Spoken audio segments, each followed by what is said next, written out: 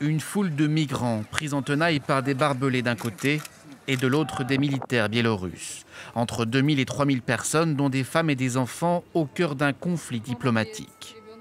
La France dénonce une manipulation du régime de Minsk pour déstabiliser l'Union européenne. C'est une crise montée de toutes pièces par M. Loukachenko et il organise un trafic d'êtres humains à nos frontières pour faire pression. Donc on doit être extrêmement ferme, extrêmement unis. Accusé de soutenir son allié biélorusse, Vladimir Poutine a nié toute implication dans cette crise. Mais d'après l'Élysée, lors d'une discussion téléphonique avec Emmanuel Macron, les deux dirigeants ont convenu de la nécessité d'une désescalade. Dans le même temps, Angela Merkel s'entretenait avec Alexandre Loukachenko pour désamorcer la crise.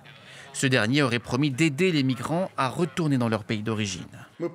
Nous sommes parvenus à un consensus selon lequel personne n'a besoin d'escalade, ni l'Union européenne ni la Biélorussie. Nous ne pouvons pas permettre qu'une escalade, quelle que soit son intensité, devienne une confrontation ardente. Favoriser une crise migratoire en représailles des sanctions économiques émises par l'Union européenne. C'est la thèse de ce chercheur et ancien diplomate.